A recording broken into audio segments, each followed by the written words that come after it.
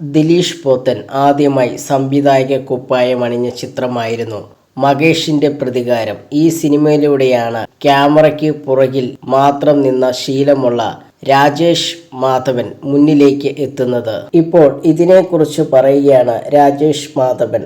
Red FM മലയാളത്തിന് നൽകിയ അഭിമുഖത്തിൽ സംസാരിക്കുകയായിരുന്നു അദ്ദേഹത്തിന്റെ വാക്കുകൾ. മകേഷിന്റെ പ്രതികാരത്തിൽ ആകെ 2 സീനിൽ മാത്രമുണ്ടായിരുന്നുള്ളൂ.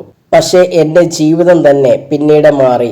വെറുതെ ഇരുന്നപ്പോൾ ഒരു സുപ്രഭാതത്തിൽ എന്നെ തേടി വന്ന സിനിമയായിരുന്നു അത്. പിന്നീട് എന്റെ ജീവിതം തന്നെ മാറി. അതിനു മുമ്പ് വരെ അവസരം കിട്ടാൻ വേണ്ടി നടക്കുകയായിരുന്നു. എഴുത്തിനോടായിരുന്നു കൂടുതൽ താല്പര്യം, പിന്നെ സംവിധാനം. പക്ഷേ അതിലൊന്നും അത്രയ്ക്കും അവസരം കിട്ടിയില്ല. മകേഷിന്റെ പ്രതികാരത്തിന് ശേഷം അത്തരത്തിലുള്ള അവസരം കിട്ടി. സിനിമയിൽ ഞാൻ എന്താണ് ചെയ്യുന്നത് നാട്ടുകാർക്ക് അറിയില്ലായിരുന്നു. അവർക്കെന്നെ മനസ്സിലായി തുടങ്ങിയത് മകേഷിന്റെ പ്രതികാരത്തിന് ശേഷമാണ്, രാജേഷ് മാധവൻ പറഞ്ഞു.